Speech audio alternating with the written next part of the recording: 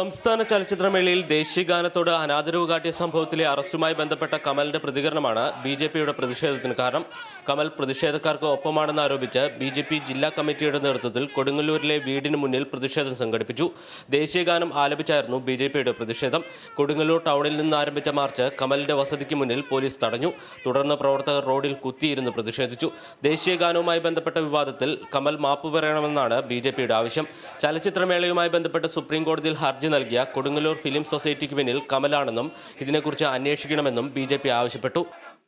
പ്രതിഷേധത്തിനായി ആലപിച്ചതിലൂടെ ദേശീയഗാനത്തോട് BJP അനാദരവ് കാട്ടുകയായിരുന്നുവെന്ന് Kamal Mathrubhumi ന്യൂസിനോട് പ്രതികരിച്ചു. ദേശീയഗാനം ആലപിച്ച് എൻ്റെ വീടിന് മുമ്പിൽ നിന്ന് പ്രൊട്ടസ്റ്റ് ചെയ്യുമ്പോൾ ദേശീയഗാനം എന്ന് പറഞ്ഞാൽ അവരുടെ സ്വന്തമാണോ?